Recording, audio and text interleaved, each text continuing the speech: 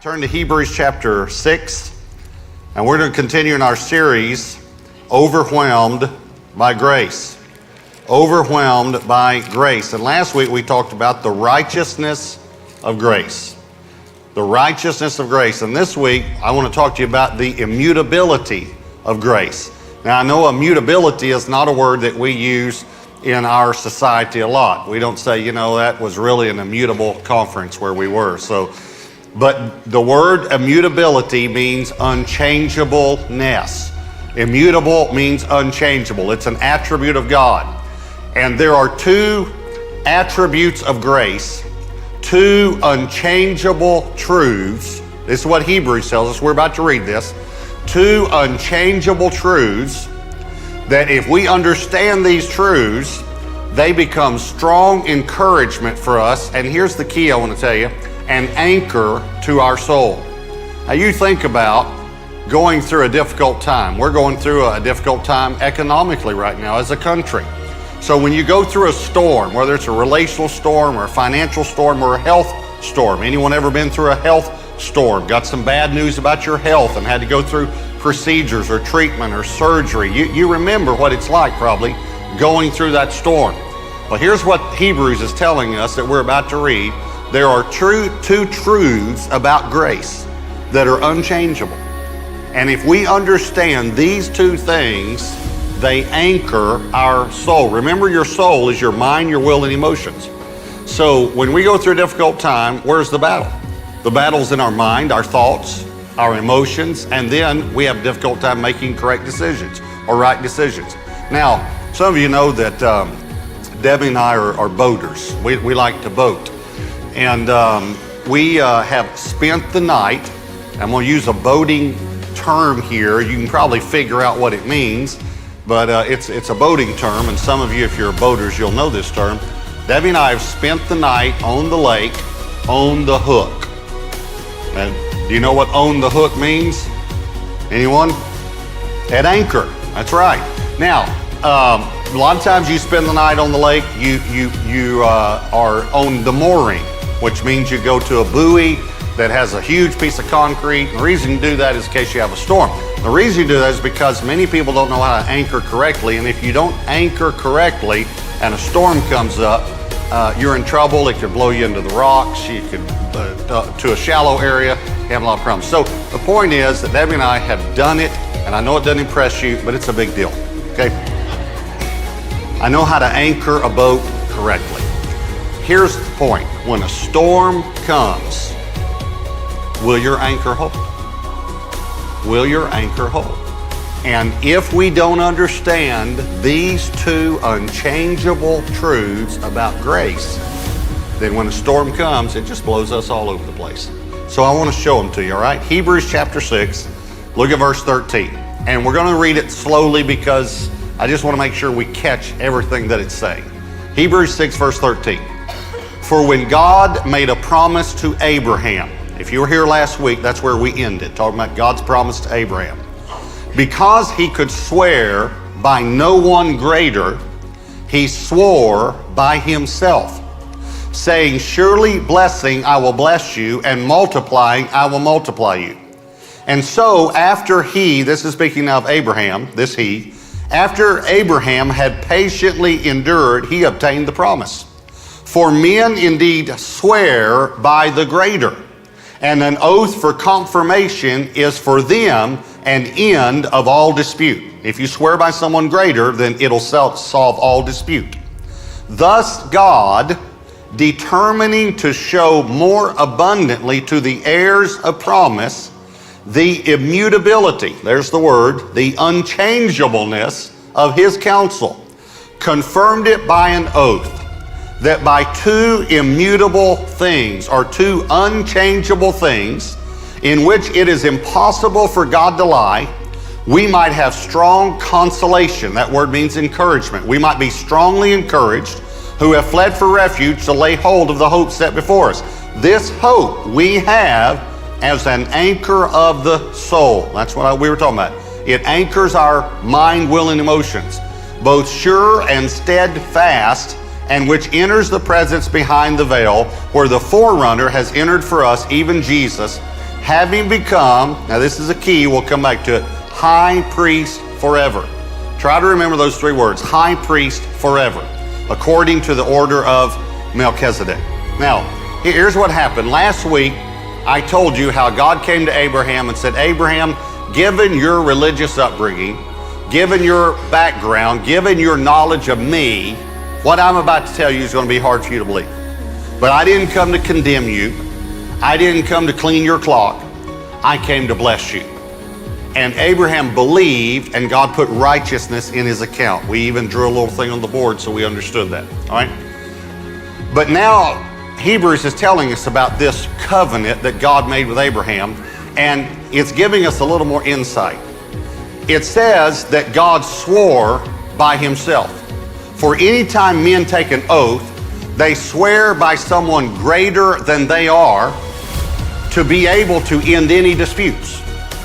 In other words, you've seen this before. Maybe you've even done this before, or you've seen it live, but I know you've seen it on television. You ever seen someone put his hand on the Bible and raise his other hand and say, I swear to tell the truth, the whole truth, and nothing but the truth, so help me God. That person, we got this from the Bible. Our country got this from the Bible. No other country did this. And they may do it now, but we're the ones that started this. The reason is the person was taking an oath. He's calling someone he's swearing by someone greater than he is, so that in essence what he's saying is, if I don't tell the truth, then God's going to take care of this. And he puts his hand on the Bible because the Bible's greater. You understand what I'm saying? My family and Debbie's family are from the country. Debbie's family, though, and I'm not trying to say anything degrading, it's just I had to get used to this.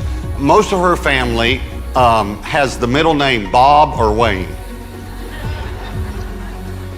And they use those middle names a lot. You know, where's Billy Wayne? Billy Wayne went with Jimmy Wayne. Well, where's Billy Wayne and Jimmy Wayne going? Well, Billy Wayne and Jimmy Wayne were going with Billy Bob and Jimmy Bob. And they went over to Bobby Bob's house. You know, you just kind of get used to that. Okay, here's the only reason I'm using it. All right, I'm just going to take country people, all right? Jimmy Bob and Billy Bob decided to trade chickens. But Billy Bob and Jimmy Bob, they're not going to swear by Bobby Bob because Bobby Bob can't do anything about it. But they might swear by Johnny Bob because Johnny Bob's real big, see? And Johnny Bob will say, Jimmy Bob, you don't give Billy Bob the chickens, I'm going to whoop you. And then Jimmy Bob gives it, okay. That's what this is talking about. This is talking about Jimmy Bob and Billy Bob right here, okay? Here's what happened. God comes to Abraham and he says, Abraham, I want to make a deal with you. And I don't mean deal in the bad sense of the word deal. Sometimes we think about it, but a covenant, an agreement. I want to make an agreement with you. And I want to take an oath to let you know I'm going to do this. So I want to swear to you. And I know that when you take an oath and when you swear by someone greater than you are. And this is God now talking to Abraham. But on the way over here, Abraham, I couldn't think of anyone greater than I am. So if it's all right with you, I'm going to swear on my own name. I'm going to take an oath, and I'm calling me into account to make sure I enforce this oath. Is that okay with you, Abraham? Now, let me ask you something. Would that be okay with you? Would it be okay with you if God said to you, I swear to you. I swear it. And I swear to you on my own name. Now, you also have to remember what he was swearing to. Please hear this. He was swearing to bless him. He said, I swear it. I swear to you. I swear to you, I'm going to bless you. Now, please catch this. This is so hard for us to catch. This is Hebrews now, thousands of years later. And you know what it's telling us? In the same way. In the same way that God swore to Abraham, he swears to us. As a matter of fact, let me read you that verse. It's verse 17. But let me read it to you in the New American Standard. All right, so look at this. This might be a little different, the version you have. Hebrews 6:17 in the New American Standard says, In the same way. By the way, do y'all know what that means in the Greek? I looked it up. It means in the same way. In the same way that God swore to Abraham. Now watch this though. This is the phrase that should shock us. Desiring even more. To show to the heirs of the promise the unchangeableness of his purpose. Okay, here's what that says. In the same way, but even more. In the same way that God said to Abraham, I just came to bless you. But even more. To the heirs of the promise. Now the next question is, well, who are the heirs of the promise? Because here's what we think. Well, that's Abraham's natural seed. That's the Jewish people. Those are not the heirs of the promise. Even though we believe in reaching the Jew, please understand that's not what it says. Let me read you a few verses to show you. Romans 4 verse 13 says, for the promise that he would be the heir of the world was not to Abraham. It wasn't even to Abraham. Or to his seed through the law, but through the righteousness of faith. We talked about this last week. The righteousness that comes by faith, not by the law. For if those who are of the law are heirs, faith is made void and the promise of no effect. And then Galatians 3:29 says, and if you are Christ, then you are Abraham's seed and heirs according to the promise. Okay, so if I believe in Jesus, I'm an heir according to the promise. And here, catch the weight of Hebrews 6. Here's what God says to you. I did not come to you to judge you. I didn't come to condemn you. I came to bless you. Now listen to this, and I swear it to you. You ought to be doing flip-flops on the inside right now. And I swear it to you. And I'm going to confirm it with an oath. And I'm going to confirm it with two things that cannot change. And by the way, it's impossible for me to lie. That's what we just read in Hebrews 6. I swear to you. I didn't come to mess your family up. I didn't come to hurt you. I came to bless you and your family. I came to bless you. So what are these two unchangeable things? Well, we read Hebrews 6. The unchangeable things are in chapter 7 through 10. And so we're just going to take a few verses to highlight it, but we actually read the introduction of the first unchangeable thing. Here's number one. Jesus is our high priest forever. We did read that in Hebrews 6. He said, here's one of the unchangeable things, is Jesus is our high priest forever. Now look at chapter 7, verse 17. Hebrews 7, verse 17. It's real close, so you can look at it. For he testifies, you are a priest forever. This is one of the unchangeable things. You are a priest forever, according to the order of Melchizedek. Look at verse 23. Verse 23. Also, there were many priests, because they were prevented by death from continuing. Verse 24. But he, Jesus, because he continues forever, has an unchangeable priesthood. This is the first unchangeable truth about grace. Jesus is our high priest forever. Forever. Now, look at Hebrews chapter 10. Just flip over maybe a page or two. And we're going to read two verses, but the first verse we want to read slowly so that we really catch the impact of the second verse. This is one of the best two verses in the Bible. All right, Hebrews 10, verse 11. And I'm going to even ask you some questions just to make sure we get it, all right? And every priest, how many priests? Every priest stands. Do they stand or sit? Stands, ministering daily. How often do they minister? And offering repeatedly. How do they offer these sacrifices? Repeatedly. The same sacrifices, same or different? Same, which can never or always, never take away sins. Now I'm going to read it again to make sure we get this.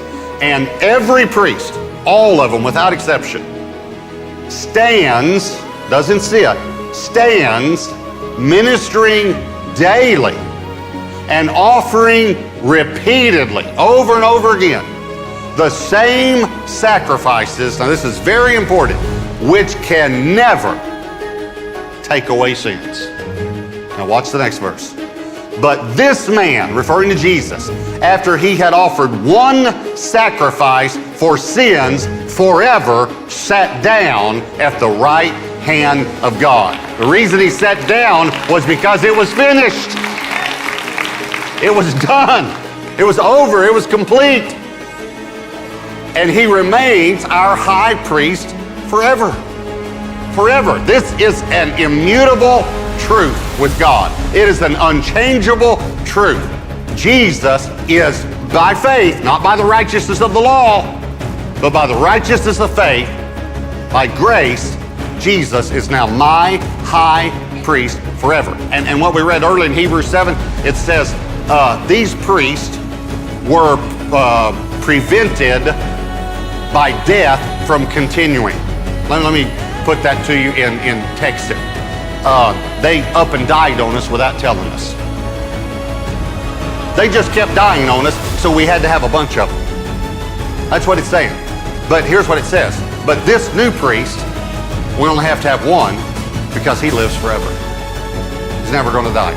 And he doesn't need to continue to offer the same sacrifice repeatedly because he offered one sacrifice, and the reason he only had to offer one is because the sacrifice he offered was perfect. And after he offered the sacrifice, he sat down. He doesn't stand anymore. He sat down at the right hand of God because it was completely done.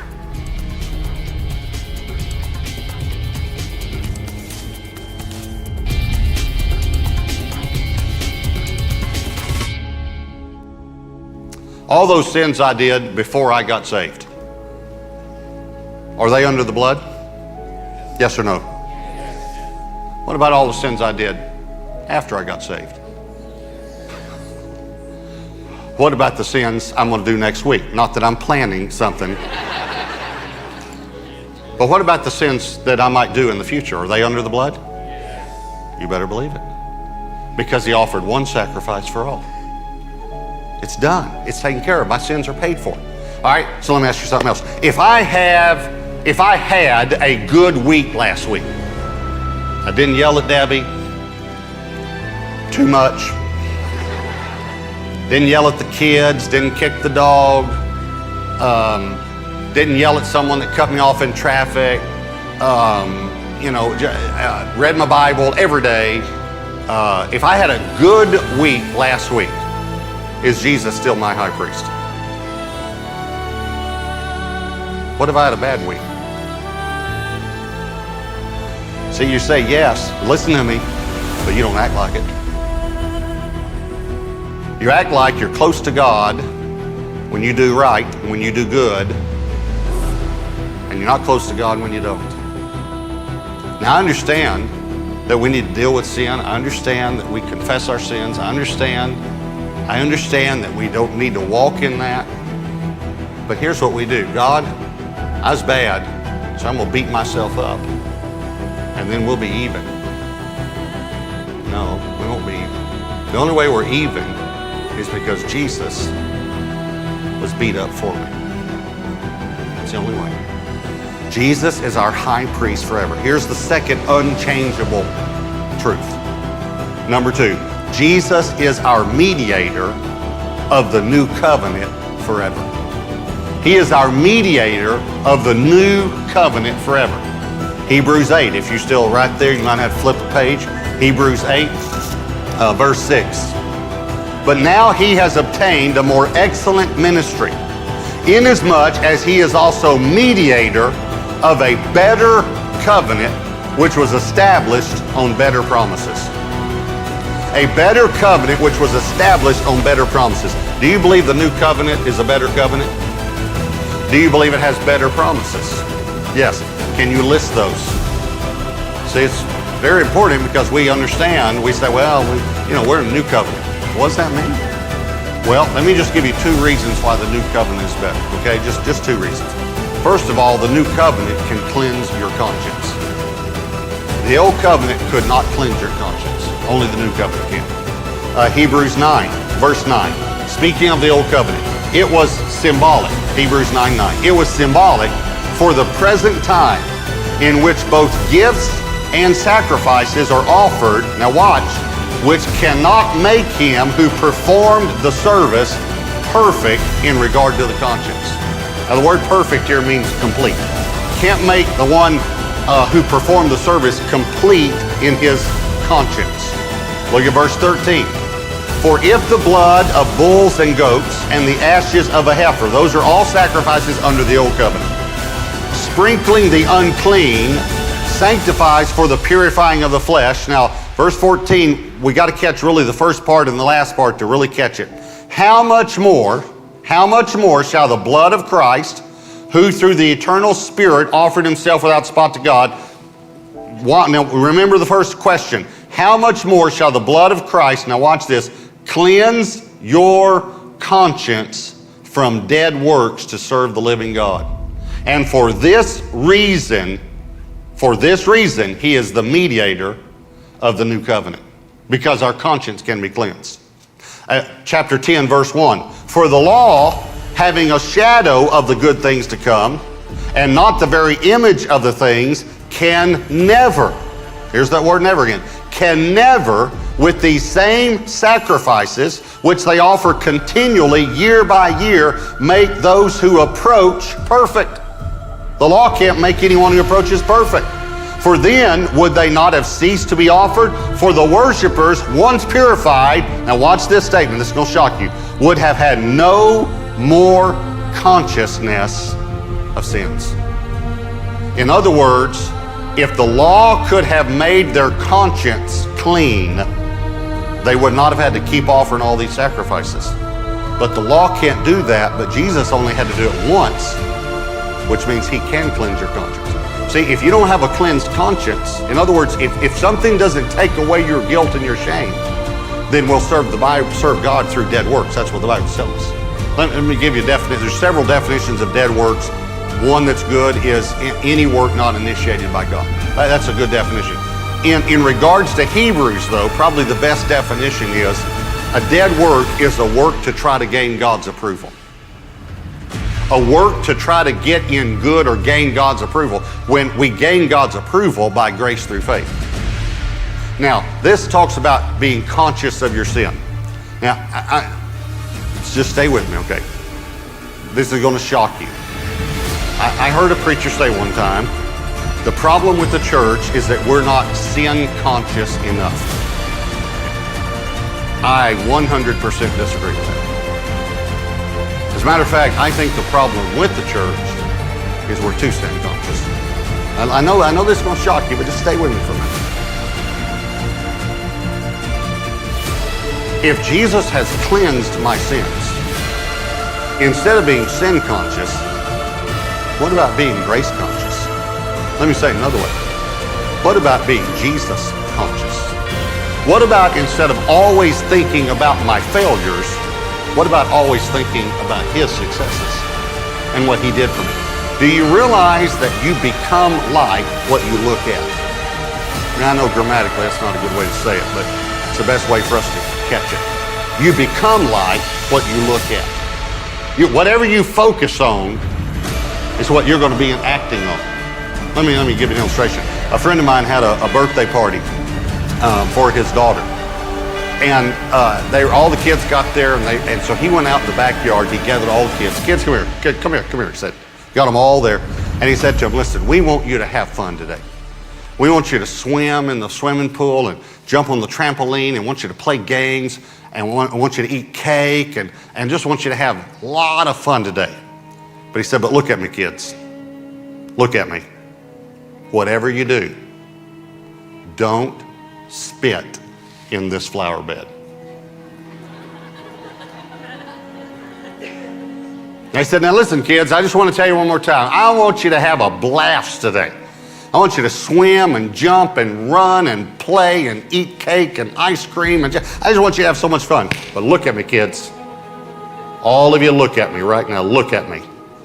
Whatever you do today, don't spit in this flower bed. And then he went inside and took up his place behind the curtains where he could watch and they couldn't see him. Here's what he said. Not only did every child spit in that flower bed, but most spat twice. He said, even my own kids who were in on it spat in the flower bed. Why? He made them conscious of it. He made them conscious of it. Listen to me very carefully. That's what the law does. Don't do this. Don't do that. Don't do this. Don't do that. And I'm not saying the law is bad, because Romans even says that. Is the law bad? Certainly not. But if we focus on it, all I'm saying, I'm not saying, here's what I'm saying. Focus on the grace of God. Focus on Jesus. Focus on walking with God, loving God, serving God, rather than on don't. Focus on the cake and the ice cream and the swimming. Not the flower bed. So, and one other thing, and it's just an illustration really to show you, but the second reason the new covenant's better is because it's based on faith, not works. It's based on faith, not works. God compares it to the Abrahamic covenant, which was based on faith. God came to Abraham, said, I came to bless you. Abraham believed, it was righteousness was deposited in his account. That's what we said last week. And we'll give you an analogy of that. But you do understand when the Bible talks about the old covenant and new covenant, it's not talking about the Abrahamic covenant as the old covenant, it's talking about the Mosaic covenant. The Abrahamic covenant is compared to the new covenant because it's based on faith, not works. But the Mosaic covenant, which is passed away, Hebrews tells us, was based on law. It was based on works. Okay, let me give you the example. I drew on the board last week, and a lot of you you even told me, boy, I got it because I could see it. Okay, I want you to visualize what I'm about to show you, okay? Here's the old covenant. God came to the children of Israel and said to them, I want to make a covenant with you. Now, covenant is where one person has a part, the other person has a part, all right? So here's what God said. Here's my part. I'm going to bless you. I'm going to protect you. I'm going to love you. I'm going to provide for you. I'm going to be your God. I am going to be your God. Everything you need, I'll provide. Anytime you need protection, I'll protect you. I'll take care of you. I'll love you. I'll bless you. I will be your God. That's my part. You got it? The children of Israel said, yep, got it. Then God said, okay, here's your part. Now listen, here's what God said. Here's your part. You have to keep the law. Every part of the law. You have to do everything in the law. Every piece of the law. There's one whole chapter, by the way, in Leviticus. I haven't written yet, but it's one whole chapter about what to do if you get a scab.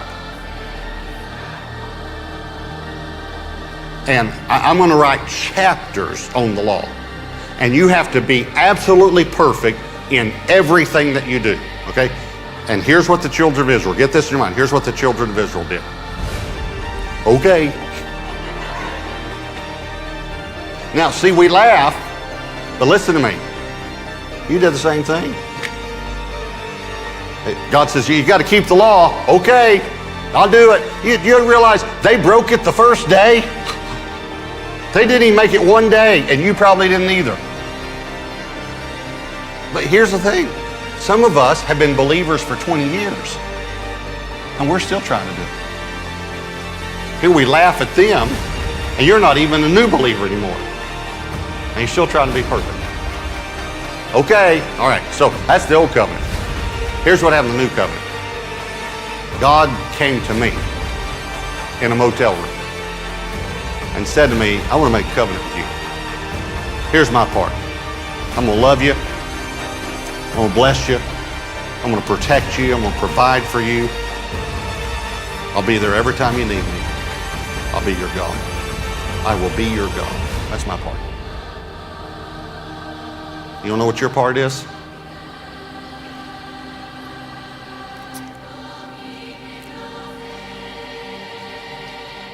Jesus, would you come over here for a minute? This is Robert, and I want to make a covenant with him. But I was wondering, son, if you would do his part.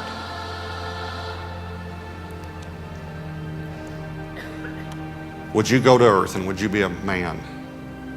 And would you live a perfect life? And would you keep the law in every part? Would you keep all of the law? Never break any of it? In other words, would you live for him? But there's one more thing. He is going to break the law, and the penalty for that is death. So, son, would you also die for him? And Jesus said, I'll do it. I'll do it. And then the Father said to me, do you believe that if he does this, that'll be enough? Would you put your trust in the fact that not only did he die for you, see, we seem to all put our trust in that, but he also lived for you. He lived the perfect life which you can never live. Would you put your trust in him? And in a motel room 28 years ago, I said, I'll do it. Now here's the problem. 28 years later, am I still trusting that what Jesus did for me was enough? I was 19 years old when I gave my life to the Lord, and everything changed. I didn't have any desire to go back to that old life. I wanted to walk with the Lord and learn more about him. And some people helped me to learn the Bible and to learn how to pray and to learn about my new life in Christ. And that's what we want to do for you. I am so excited that you've given your life to the Lord. He's forgiven all of your sins and you're on your way to heaven. But we need to learn some things now about the Bible, about prayer, about some basics of the Christian life so that you can be victorious and live for the Lord like I know you want to. So we've designed a class called Fresh Start. And I want to encourage you to sign up for this class because we want to help you grow in your walk with the Lord now. I love you and I'm so proud of you.